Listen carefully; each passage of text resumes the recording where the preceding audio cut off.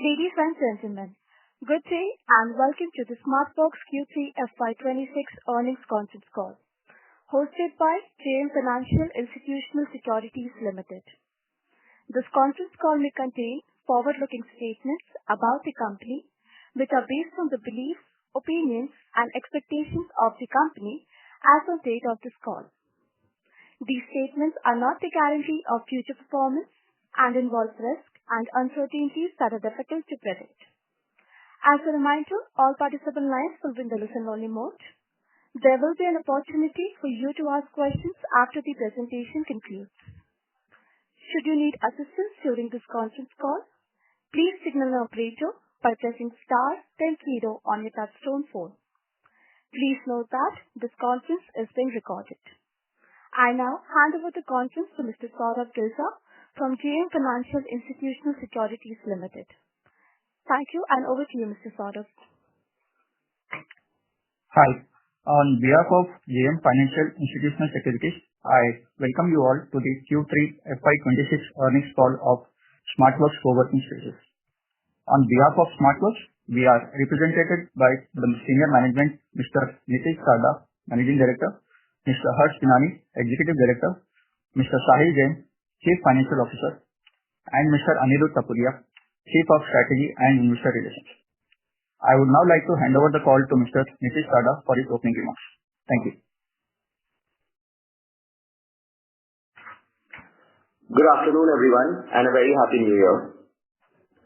Q3 of FY26 marks the strongest quarter in Smartworks' journey and a clear shift into a compounding phase, where growth, margins, and cash flows are improving together. At our scale, Smartworks is no longer a short-cycle occupancy business. We are an execution-led enterprise infrastructure platform built on 4 pillars: sustained growth, predictable annuity-like revenue, a structurally low-cost model, and a self-funded expansion. This positions us for durable and multi-decade relevance. Let me briefly touch upon performance and operating margins before handing over to Harsh for the growth drives and financial outlook ahead. During the quarter, revenue grew 34% year-on-year to 472 crores, while normalized EBITDA increased 86% year-on-year to 85 crores, with margin expanding to almost 18%. Importantly, this was a PAT positive quarter under NDS, and operating cash flows exceeded EBITDA with an OCF to EBITDA ratio of 1.2x, operating cash flows standing at 101 plus crores. These outcomes reflect the inherent operating leverage and cash generating capabilities of our platform. Our growth today is firmly anchored in enterprise demand.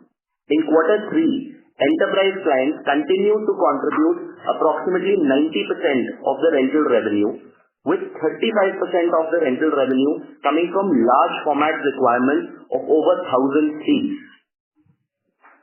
Rental revenue from multi-city clients continues to be more than 30%, reflecting how large occupiers increasingly consolidate their workspace needs across locations through our reliable platform. At this scale, the flex workspace sector becomes an execution business. Our ability to secure large campuses, campus-style assets, and execute them at speed creates a flywheel of higher occupancy, improving margins, and rising return on capital. Equally important is revenue stability.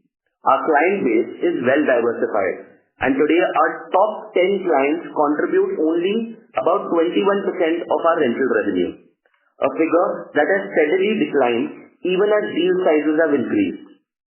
This enhances visibility, reduces concentration risk, and supports long contract tenures.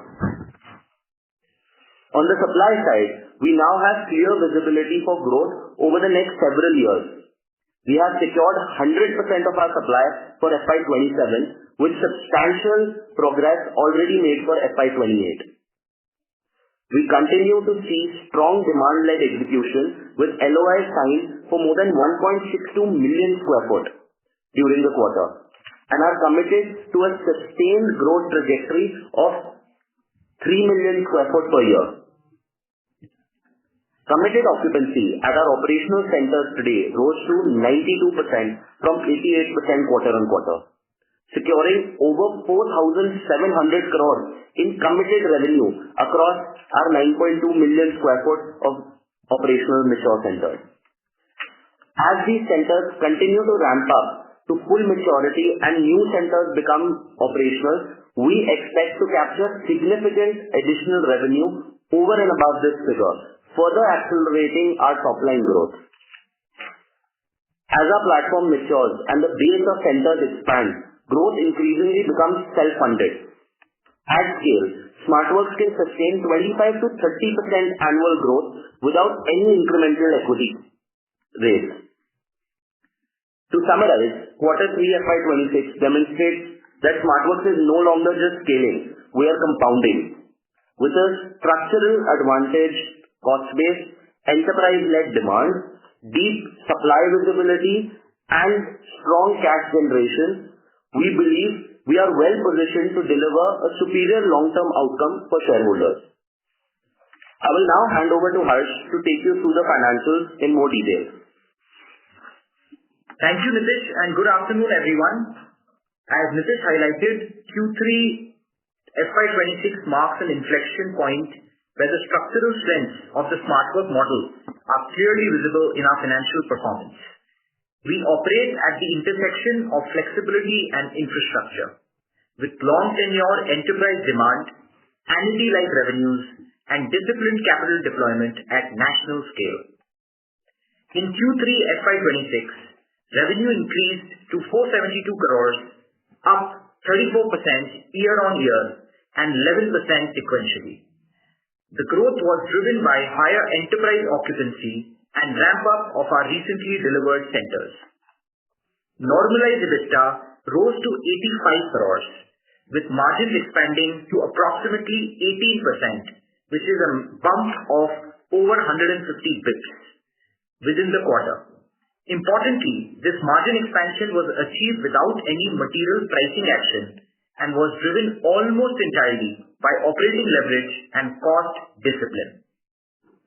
As we scale, corporate overheads remain low and stable, while brokerage and operating costs continue to trend downwards, spread over a larger base, reinforcing margin expansion. The core of our financial model lies in center-level economics. Mature centers operate at around 93% committed occupancy, with stable revenues and strong cost control. Conceptually, our mature centers exhibit a margin of greater than 27%, and that's largely driven by higher durable occupancy and tight cost control, without necessarily compromising on tenures or any pricing action. The ROCE continues to expand meaningfully after the expiry of each payback period. For more details, refer to our shareholder letter. As new centers ramp up, they do not dilute margin. Once a center crosses its break-even point, incremental revenue flows disproportionately to EBITDA. As the share of mature centers increase, this effect strengthens, driving compounding at the portfolio level. This dynamic is clearly reflected in our improving ROCE, which continues to rise as capacity seasons and renewals kick in. Operating cash flow remains robust at 101 crores, translating into an OCF to EBITDA ratio of 1.2x. This reflects enterprise-led billing, high-quality receivables, and minimal working capital volatility. Our ROCE has significantly jumped by more than 800 bps, expanding from 14.3% to now less than 21%. And we see significant headroom for the ROCE expansion to continue in the foreseeable future. During the quarter, our credit rating was upgraded by 2 notches to A, stable, reflecting the strength of our balance sheet and the cash flow profile of our enterprise clients. Following this upgrade, our cost of borrowing has further reduced and is now amongst the lowest in the industry. We have been pioneers of introducing cash flow-backed lease rental discounting facilities with top financial institutions. For more details, refer to our earnings presentation. As we enter Q4, we expect further growth driven by the operationalization of approximately 1 million sq ft of new supply and continued maturation of existing centers. We will also see a board expansion to further strengthen our corporate governance and help us as we scale up to the next leg of our journey. While managed offices remain the core driver, ancillary services such as fit-out as a service will increasingly support revenue growth and margin expansion as scale deepens. In closing, Smartworks is transitioning from growth-led phase to a high-velocity cash compounding phase characterized by expanding margins, rising returns on capital, and increasingly self-funded growth. With that, we are happy to take your questions. Thank you very much. We will now begin the question and answer session. Anyone who wishes to ask a question may press star and 1 on the touchtone telephone. If you wish to remove yourself from the question queue, you may press star and 2. Participants are requested to use handsets while asking a question. Ladies and gentlemen, we will wait for a moment while the question queue assembles.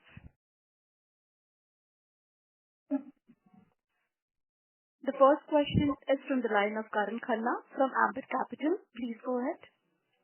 Yeah, hi team. Thanks for the opportunity. Just a couple of questions from my side. First, GCCs contributed over 15% of rental revenue this quarter. With Smart Vantage platform now becoming live, how have the nature of your conversations with global Fortune 500 prospects changed? And are you seeing higher average deal sizes for GCC-focused deployments compared to standard enterprise clients? Thank you, Karan, for the question. GCCs continues to remain a very, very important driver for growth for the next 3 years. With the launch of Smart Vantage, we are already starting to see very good momentum and traction. The conversation with a lot of our large enterprise has now moved away from space to a more holistic solution that the Smart Vantage platform offers. And this is already starting to show meaningful results on ground. In the last 9 months, the company has signed over 4 large mega GCC deals, which are over 1,000 seats plus, and these are well diversified across Europe and America. We expect that these numbers will continue to go up, and over the next 3 years, as the GCC wave continues in India, we are well positioned to take advantage, and during this course, Smart Vantage platform will also continue to evolve. Sure. Harsh, just a second question on the Q3 supply. So with 2.6 million sq ft, which was added just in the third quarter, your total super built-up area has already reached 15.3 million sq ft. So how much of this new capacity is already pre-committed or reserved via LOIs? And what is the expected ramp-up time to reach the company-wide mature occupancy of 88%? So, Karan, the beauty of our business is whether we take up a 400,000 sq ft campus, a 100,000 sq ft campus, or a 800,000 sq ft campus, the ramp-up time to get to an occupancy of about 80-85% is similar across all the center sizes. With Smartworks' unique ability of taking up mega campuses, with some of the deals that we've signed recently, with the Hiranandani deal that we did in Vikhroli, we're seeing that both on the demand and supply side, growth is easier because we only have to take up 1 or 2 assets to get to the target number that we're targeting for every quarter. As far as visibility towards demand is, now we are in a phase where we are demand-led. Almost 30-35% of a building is pre-committed, driven by the interest generated from our existing clients before we go ahead and take a new building. That's why if you look at the 1,000+ seater deals, or if you look at number of clients who've done multi-city deals with Smartworks, that has constantly been increasing.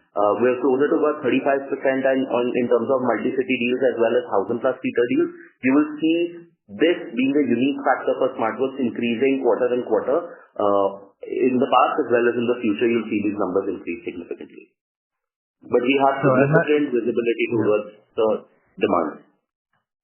Sure. And my last question, you reported a notable improvement in seat retention rate to 93% this quarter, up from 74% in Q2. Was this sharp increase due to a specific large client renewal cycle, or are you seeing a broader trend of clients moving towards longer locking periods? No, I think it just coincidentally happened that the last quarter happened to be around the 48-month mark from COVID. We did a lot of deals during COVID, which we wanted to renegotiate and get it to market terms. I think, having a retention rate closer to about 85% is something that you'll continuously see. There might be 1 or 2 quarters of abnormal numbers just because in that particular quarter there might be a few deals that fall. But retention generally across the entire organization, if you look at our past data as well as what we are projecting for the next few quarters, will be 85+%. Great. Thanks, team. I'll come back in the queue. Thank you. Thank you. The next question is from the line of Mohit Agarwal from IIFL. Please go ahead. Yeah, wish you all a very happy new year and congratulations for a great set of numbers. My first question is, if I look at the revenue mix for the quarter, the other operating revenue, which typically would have the VAS and the FAS component, has grown meaningfully from about 22 crores to 66 crores. So could you give some breakup and color on that, and how is the trend looking forward? That's my first question. Hi, Anirudh this side. As far as our breakup of VAS revenue or SaaS revenue is concerned, that was at around 27.54 crores, and others were a mix of multiple items under ancillary. So Mohit, our ancillary revenue is because of the base of properties also increasing from to going over 10 million. The existing properties occupancy is going up. The ancillary revenues or the supplementary revenues that we generate from our existing buildings have also gone up significantly. I think VAS or fit out as a service, as a vertical, is still a very small number out of the total revenue. It still only stands at about 27 crores for the quarter. Okay. And in your shareholder letter, you do mention that there's going to be a sharp ramp up. Any outlook you can give or any guidance that you have for the next couple of years? How large can that segment be? So I think we're continuously growing. With the footprint growing, 30-35% growth in that is also something that we can easily predict going forward, because this is without any new verticals getting added. Just the footprint growth is allowing us to grow at those numbers. We are also figuring out if there are other ways of improving the VAS margins, but currently what we can sort of give indication towards is that with the footprint growth of about 30-35%, these numbers will continuously, the ancillary revenue will keep going up by 30-35% year on year. And to add to Nishith's point, Mohit, we've also clarified in our shareholder letter and in our prior conversations that SaaS and ancillary revenue will scale selectively over the next 2 years, primarily linked to the new enterprise and the GCC deployments, rather than being a standalone growth driver. Our focus remains on annuity rental revenue, with ancillaries providing incremental high margin upside without increasing our volatility. And importantly, we've also clarified that our VAS only has the take rate recognized in the revenue, keeping our earnings quality and cash visibility very stable. Yeah, sure. So that is well understood. So when you are talking about take rates, how would the margins be different? So if you could, let's say, the blended margins is 18%, what would be the margins on VAS, if you could share that? So our VAS, as we mentioned, only the take rate is recognized. The margin profile of VAS is significantly higher than our core business, given that there aren't any incremental costs associated with it.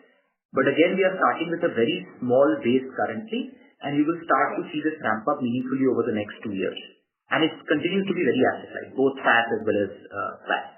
I think for us, Mohit, we'll treat the VAS as something that is more predictable also in our case, because this is something which is getting generated on a regular basis, where the amenities that we provide within the building is what is driving most of this growth. And with our occupancies increasing, this consumption within buildings will automatically keep growing up. So as Harsh mentioned, there is not a lot of cost attached since it's only a take rate and we get that. But growth will also be driven because of the occupancy growth within the building. Sure, understood. My second question is on the overall margin outlook. Like on a year-on-year basis, it's gone up from 13 to 18. And Harsh mentioned in his opening remarks that the corporate overheads are stable and brokerage and everything is also trending down. So how do we see, as you your occupancy converges towards your committed occupancy, how do we see these margins, or where do we see these margins stabilizing, let's say 1 year out? If there is any directional guidance that you want to give, that will be helpful. Sure, Mohit. So over the next 2 years, margins are expected to expand structurally quarter on quarter, driven by our portfolio maturity, our higher committed occupancy, and operating leverage, and not necessarily our pricing action. You've seen in our business model that our occupancy has always been durable and holding well even during downturn, COVID. So that is one of the primary drivers. And we have also ushered in a lot of new operational excellence initiatives. So from in the next 2 years, you will start to see energy efficiency, solar gains, etc. all come in. During this period, our corporate costs is not expected to go up meaningfully. And in fact, because we are a pan-India platform, we have our corporate teams as well as center teams staffed everywhere. So as we increase our footprint across other cities, you will not see that to be an investment and a drag on our margin. Therefore, do not expect volatility in our margins going forward. And as a larger share of our centers move into maturity, this will allow incremental revenue to flow disproportionately to EBITDA. So therefore, margin expansion should be very steady and predictable without volatility. And just to add to the point which Harsh also mentioned, on slide 16 of our investor presentation, we have also given a detailed breakdown of our capacity maturing. Our mature capacity stood at 7.8 million square feet as of December 25, which is expected to go up to 10.2 million square feet by the time we hit March 27. Okay. And so for the mature, yeah. Sorry, just to summarize, I think we also mentioned that now we've entered into a compounding phase where the new centers which are getting added are significantly smaller in ratio of our matured center, because of which the new centers' drag on profitability is not going to be as effective. That's why you'll see the margins continuously increase. So a mix of operational excellence, as Harsh mentioned, maturity of new centers, as Anirudh mentioned, and the fact that compounding effect is now kicking in, all three will drive margins higher. Sure. So just to summarize, if your mature centers are doing 27% margins, over 27% margins, your blended portfolio today is 18%, you basically see the trend going closer to that level, maybe in the 20 to 25 mark. Is that the right assumption to make? Predicting those numbers might be a little difficult now. We can't comment on those numbers, but what we can say is continuously the increment is continuously happening. It is because of a compounding effect of more mature centers getting added and the new centers being a much smaller portion. So when will it happen? It's a little difficult to really map that out. But volatility in our business is very, very low, and predictability on cash flows are very, very high. So that's allowing us to continuously grow the margins. Sure. Great. Just one last question on you've given the 4,700 crore committed rental number. Is it possible to share within this how much is locked in out of this 4,700 crore? Sure. It will be approximately in excess of 2,500 odd crores. Okay. Perfect. Those are my questions. And our retention rate, Mohit, as you are aware, has always remained very high over the last 3 years. So we use the committed rental revenue as a very healthy parameter to measure particularly our asset liability mismatch, which for the next 2 years is completely eliminated as well and will continue eliminating going forward. Just a small update. Currently it stands in excess of 3,100 odd crores. Okay. Awesome. Thanks a lot. That was useful. Thank you. The next question is from the line of Pradeep RS from Spark Capital. Please go ahead. Yeah, thanks for the opportunity. The first question is on, the seat under fit out, which is currently 9,000 seats, whereas we are guiding around 23,000 seats would be added by the Q4.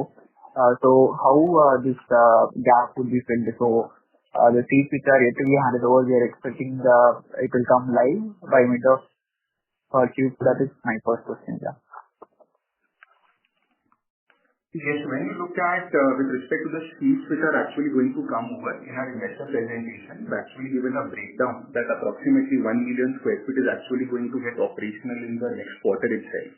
And then gradually, when these yet to be handed over, you will see continues to move towards under fit out, and incrementally it will move to an operational footprint. And to your question on the gap, this is going to be filled through a combination of pre-committed enterprise movements. Nitish had clarified earlier that about 30% is our pre-commitment as we take larger campuses. We already have very healthy pipeline of LOIs already signed, and we are starting to see more traction on the expansion from our existing multi-city clients. Basis this, we have a very strong visibility already in place. It's not necessarily an empty capacity. And as you'll see, ramp up going up in an orderly fashion. New center sizes, in spite of it being of a significantly larger size, we are not seeing too much difference in terms of the ramp up months. Thank you. So, secondly, I just want to understand more about the supply sourcing strategy. As you said, like 30% of say the incremental capacity would be committed by tenants. So is it like once they give commitment, then we will go on fetch supply, or is it like the supply currently in pipeline already has 30% say commitment from client? So to understand more about how we manage this demand supply incrementally as we go forward. So I think our supply acquisition strategy is to go deeper in micro markets where we are seeing most of the demand coming from our existing customers. I think they are the first level of check where essentially before going into any of the new centers, we get a sense of where is the expansion coming in from our existing customers, which is allowing us to go towards that expansion. It necessarily doesn't mean that there is a pre-commitment from the customer on the building the day we sign it, but it is an indicative commitment towards where their business is growing.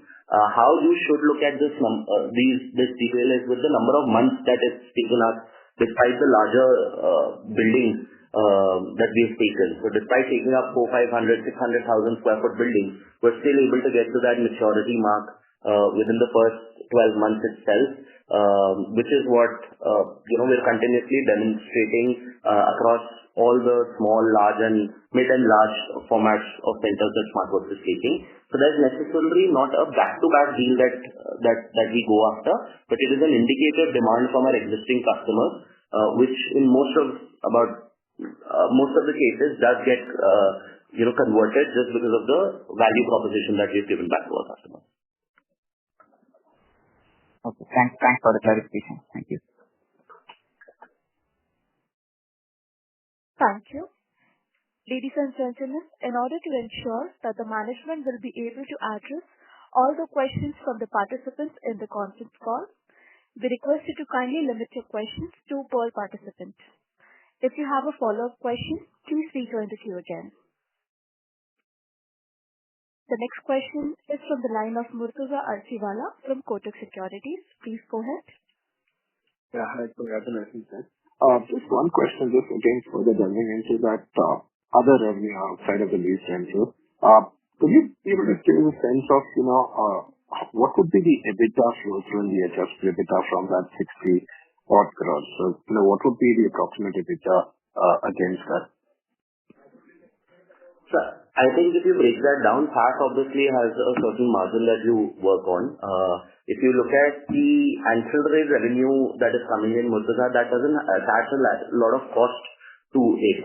Those costs are already, we don't track it separately because those are usually the building costs, which would be included in the electricity rentals and some of the other aspects of the building itself. So to bifurcate that might be difficult. Having said that, just to reiterate what we had mentioned earlier, these ancillary revenues are not something that that's happened this quarter. It is something that is continuously growing. It will automatically be there because of the high occupancies that are there in the building. Most of the revenue comes from services which are dispatched within the building on a day-to-day basis. Things like food, parking, internet, which is consumed by the users on a day-to-day basis. So giving a separate number on it might be a little difficult. What we can say is that the take rate is what we account for and not the entire revenue. The actual entire revenue would be about, the GMV for this would be about at least 8 to 9 times of the figure that we've reported, because our average take rate is between 10 to 12%. Okay. But most of that piece, the ancillary is all recurring. There is not too much for non-recurring in this quarter. Just because that number is disproportionately higher compared to the base periods is the reason I'm checking. No, absolutely. And that's because of increased occupancy and increased footprint. I think both of them will automatically drive. You'll see these numbers continuously go up. Okay. Fantastic. Thank you so much. Thank you. The next question is from the line of Vandit Jain from Stage One Investments. Please go ahead. Am I audible? Yes. Yeah. Please repeat. Yeah. Strong quarter, strong numbers. My only question is on operating cash flows. So in H1, our OCF was impacted by security deposits. So the current 101 crore of OCF that we have reported for Q3, is there any positive or negative impact of security deposits this time around? So as far as security deposit is concerned, we continue to pay security deposit for upcoming properties as well. So even in this quarter, we have paid security deposit for our upcoming LOIs. So it's a recurring part of our business where we continue to pay money for future.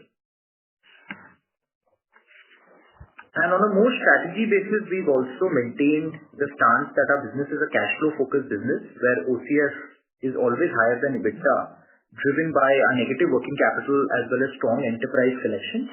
So from that perspective, while you might see quarter-on-quarter numbers move, however, sustainably you will always see this greater than 1 and settle more in the range of 1.2 on a more long-term basis. Okay. Got it. Thank you. Thank you.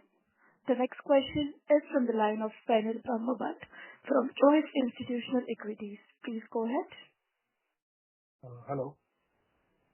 Am I audible? Yes, please do. Yes. Yeah. So first of all, congratulations for the healthy quarter performance. Considering the first ever report card in this quarter, which was supported by strong top line performance. So what is the management guidance or outlook for the top line performance, or I can say reported PAT margin for FY26 or FY27? If you can share some guidance on that, so that would be very helpful. Certainly. Thank you for the question. Structurally, we've maintained we are in that high growth phase. What has been interesting about this quarter is the inflection, where we are now firmly entering into compounding phase. So you can expect that our growth levels will continue be maintained over 25 to 30%, but this will be complemented with a margin growth which is higher than that, and you will also start to see our OCF and our ROCE numbers continue to jump up. So while we do not wish to comment specifically on the FY27 numbers, but the 4,700 crore committed rental revenue and a growing proportion of our portfolio becoming mature will give the confidence that this structural change will continue to improve our overall numbers quarter on quarter. Thank you. Okay. And we also noticed that brokerage or percentage of revenue from lease rentals increase in the this quarter, like to 3.5% and from 2.5%. So what is the sustainable level for this brokerage percentage of considering percentage of revenue, and what is the management guidance for upcoming quarters?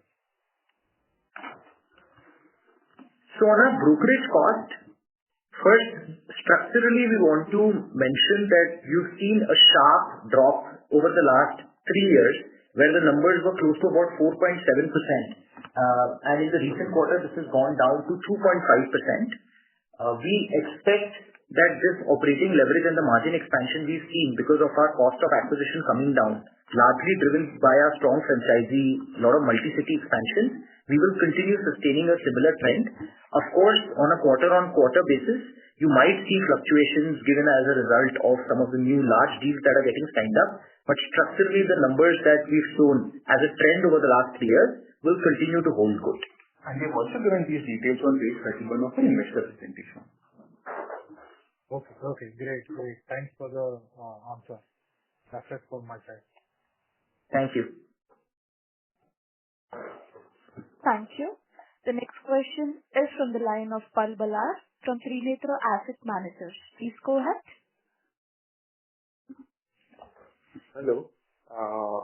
Thank you for giving me the opportunity. I wanted to ask you, as we are going to increase the GCC client revenue contribution, so could you please explain me how it is different from enterprise client and GCC clients in terms of price per seat and the margin profile, or it is just mainly occupancy driven? It is mainly occupancy driven from, depending on where the demand is coming from. The demand in real estate in India is now shifting towards GCCs, which are coming and taking up disproportionate space. If you look at last year, almost 80 million plus square foot of absorption of office was there, which was driven through the GCC clients. I don't think there is price differentiation between a GCC or a large enterprise coming and taking up space. Smartworks has always priced itself at a value price so that people who are looking at long-term commitments with 1,000 plus seater deals are where our focus is on. So I don't think that pricing really changes. It's only our ability to capture the new demand which is coming into the market, and you'll see that percentage as a total revenue has already increased to 15+%, and you'll see those numbers continuously grow up while we capture more and more demand from the GCCs coming into India. And the interesting nugget about GCCs is that unlike typical enterprises, GCCs are setting up permanent operating centers, leading to significantly larger campuses and longer tenures. And we are also seeing a lot of pan-India expansion as they continue to scale up. So from that perspective, the earnings quality of a GCC is significantly better than any typical enterprise. Hope that answers the question. Thank you. Yeah, thank you. Thank you. The next question is from the line of Sumit Kumar from JM Financial. Please go ahead. Hi, good afternoon and congratulations on a good set of numbers. Happy New Year to your team as well. My first question is on the revenue growth. If I look at the operational or the leased footprint as well as the occupied number, that has gone up by, let's say, 21% for the occupied base. But revenue has grown at about 34%. So is it entirely led by the other income portion, or there has been some increase in the average revenue per seat as well for the quarter on a YoY basis?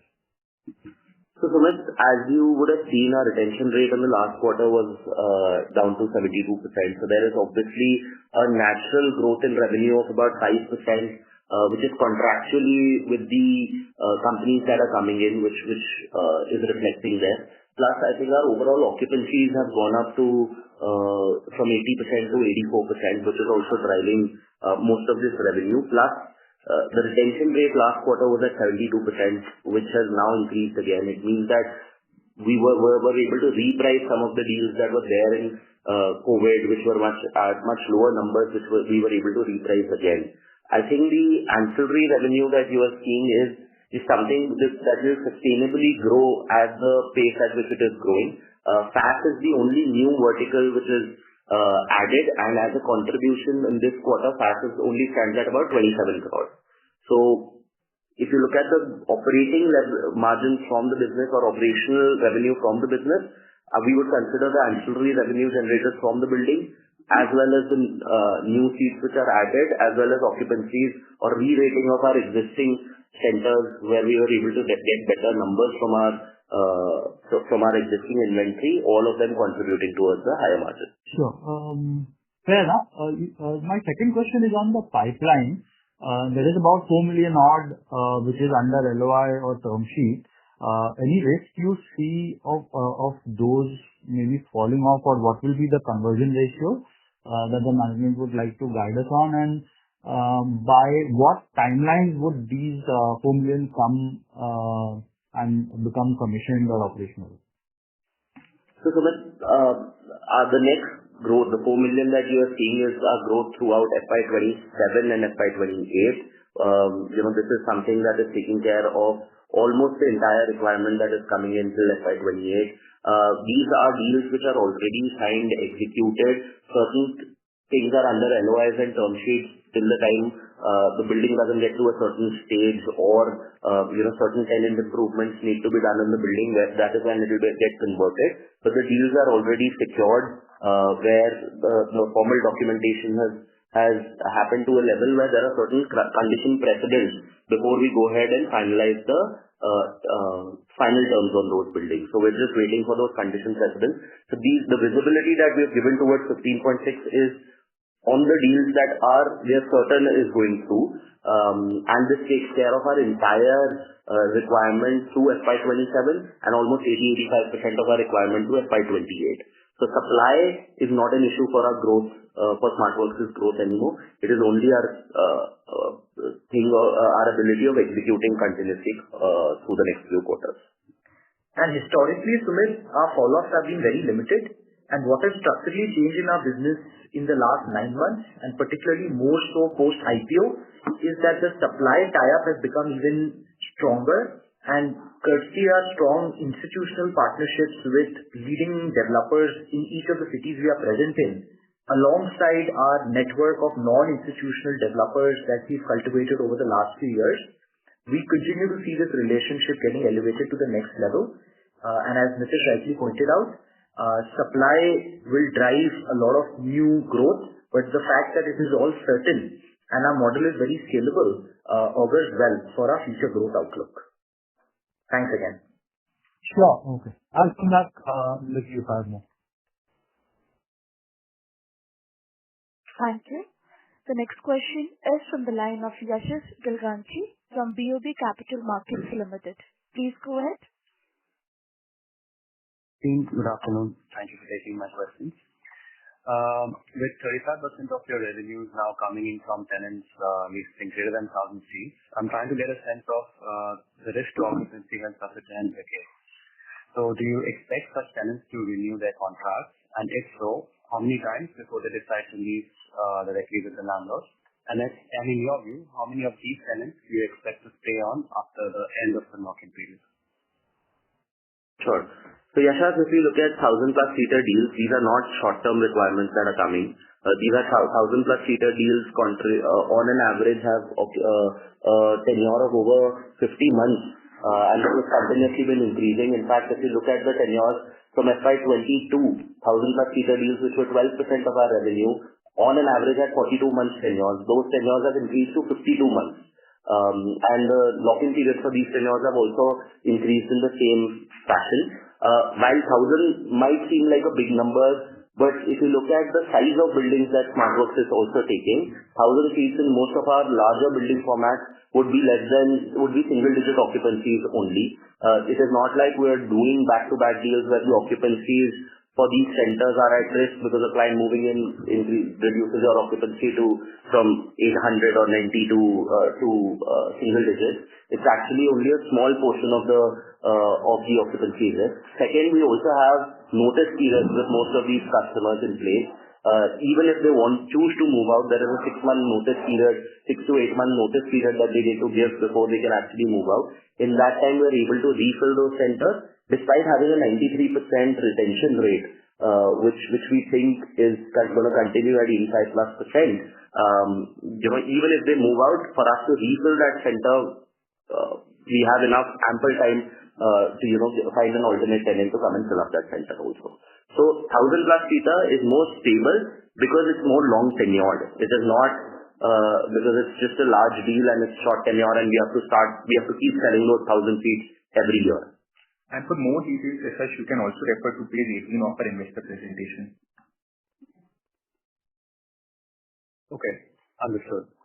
And my next question, and sorry to keep going on about this, is on other operating revenues. I see that they have actually jumped significantly. Like if I were to just take an average, about 4.3% over FY23 to 25, and 6.2 in FY25, and it's about 14% as of 3 to 26. So I'm just trying to understand what, you did speak about what is driving this.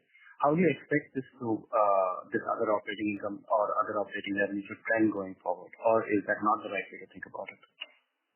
So if you look at it from the financials of the company's point of view, it is only driven. It's still at about 4.3% today from the revenues of ancillary revenues that we are generating. The 27 crores VAS vertical is something that we've fit out as a service vertical, was something that we started only this year, and that is contributing the additional 2.1% on the entire revenue. But if you look at the growth in the other income, it is mainly driven because of higher occupancy.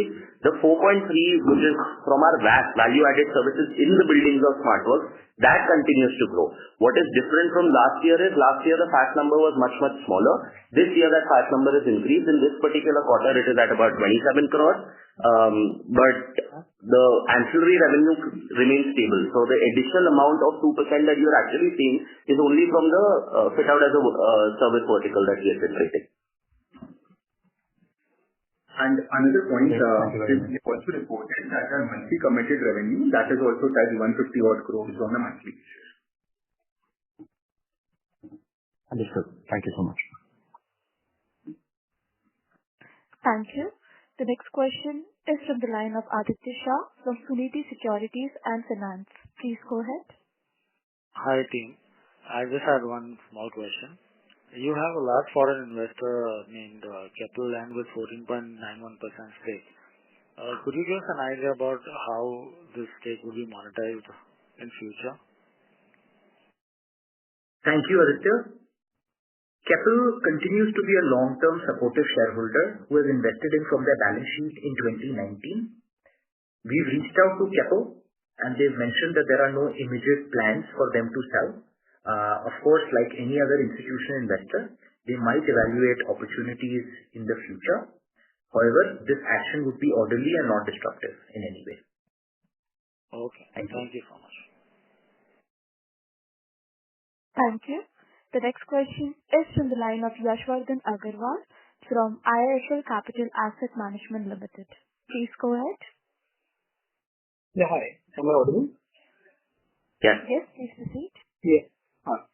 Yeah, hi team. Good morning and congratulations on good set of numbers. So, two questions from my side. First, could you please elaborate on the Smart Vantage as an offering? I know you have mentioned it in your letter, but can you elaborate that what exactly is the offering and how does it play Smartworks differently versus other planning office space? And on the similar line, is this generally a big problem for the GCCs that we are trying to solve, or is it just a complementary offering that we are providing? That would be my first question. Certainly. Thanks a lot, Yash, for that question. Smart Vantage addresses a very core GCC problem, which is of field, compliance and execution at scale. So far, our offering was limited to workspaces, but Smart Vantage takes it a level further by where we become a one-stop solution and offer ready-to-operate campuses with all the regulatory and technology and partner support, enabling GCCs to go live in just 6 to 8 weeks. Typically, during that period, they are also evaluating where to expand and how their India operations is settling. So therefore, we believe that Smartworks, because of its pan-India footprint and our campus strategy, allows us the flexibility of taking care of both their national needs as well as going live very quickly and scaling up also very aggressively with us as their need firms up. This is where we clearly distinguish from any other provider, and we see a very promising outlook in future for GCCs. Okay, and how do we plan to monetize it? Currently, our workspace offering will not see any change. We will continue to get that annuity revenue from GCCs. For all the partner-led services which are going to be offered by our partners to these GCCs, similar to our VAS, we will be having a take rate which will flow straight to our bottom line. So you will see the GCCs coming in not only expanding our workspace revenue, but also our other take rate revenue. Got it. That is helpful. My second question is on the retention rate. So could you please share the retention rate across different seat cohorts? That what is it for the 1,000 plus seats versus, let's say, below 1,000? And how has that been across the year? And second question would be, what are the nature of the clients that we are acquiring? That is, how much of them are coming from switching from the existing Flex player, and how much are coming to Smartworks as a first choice?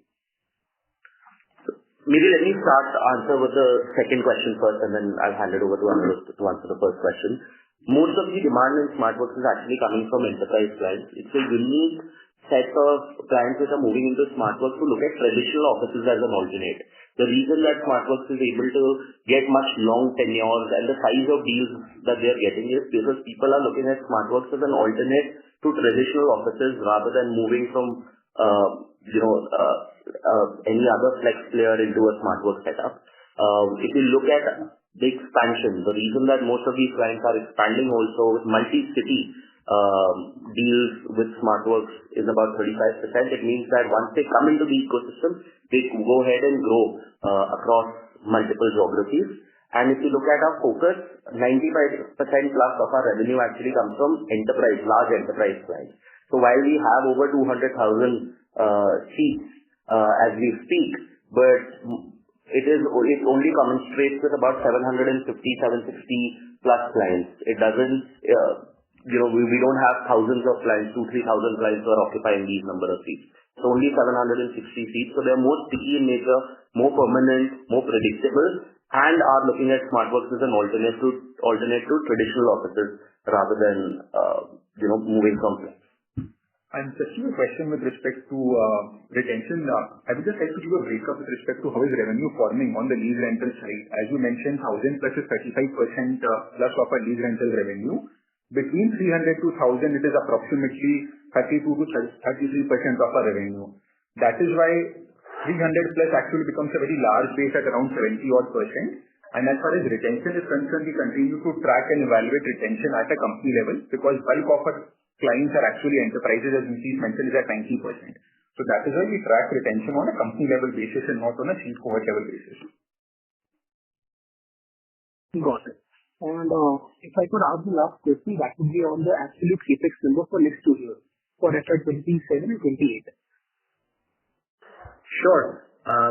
We have maintained consistently that going forward, for maintaining our 25 to 30% growth rate, we will continue being self-funded. Prior to IPO, the capital that was raised, 500 crores, is already generating very healthy cash flows. We are yet to fully utilize the IPO proceeds that we had raised, so that will also meaningfully help us add our capex capacity over the next few years. For 2.5 to 3 million square foot addition every year, we envision a capex of 350 to 400 crores every year, for which the company is very well capitalized and external capital raise will not be required. Thank you so much. Thank you. Thank you. Thank you. The next question is from the line of Shiva Prakash B from iThought PMS. Please go ahead.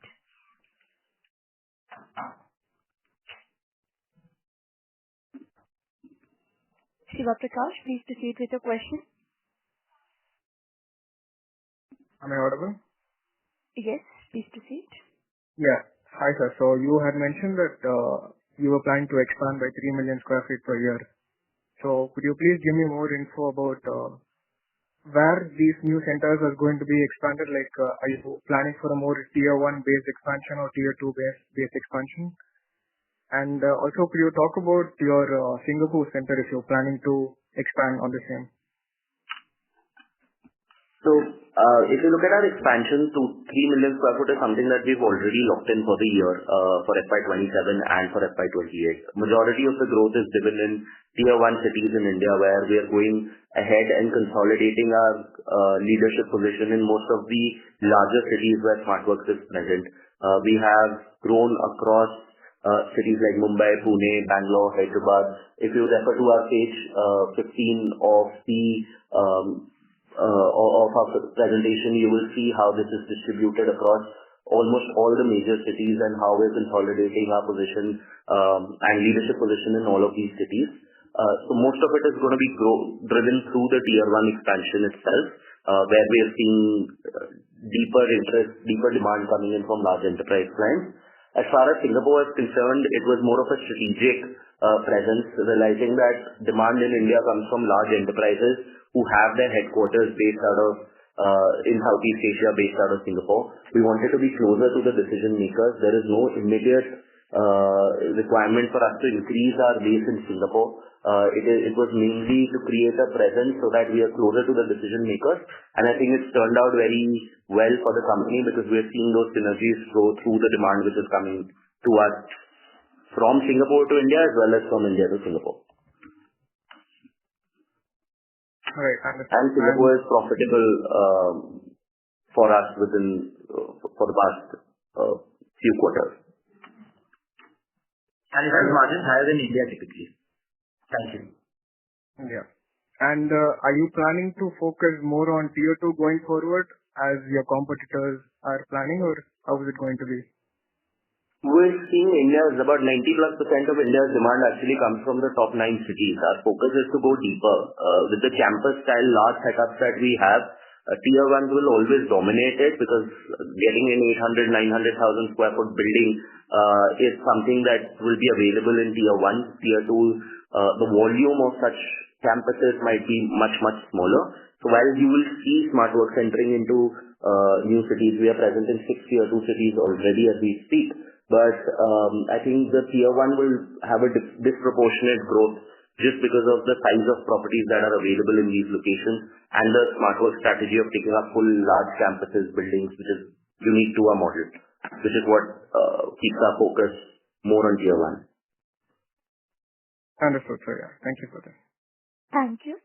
A reminder to all the participants, you may press star and 1 to ask a question. As there are no further questions from the participants, I now hand the conference over to Mr. Harsh Binani for the closing comments. Thank you, and over to you, sir. Thank you very much for patiently hearing us for the last hour, and we look forward to continue engaging with you. Our team remains available to answer any questions. Hope you do get the time to go through the exhaustive collateral materials that we've uploaded, our shareholder letter, as well as the earnings presentation. And here's wishing all of you a very happy new year again, and look forward to a great year for the company and interacting more with you. Thank you so much. Thank you very much. On behalf of JM Financial Institutional Securities Limited, that concludes this conference. Thank you for joining with us today, and you may now disconnect your lines.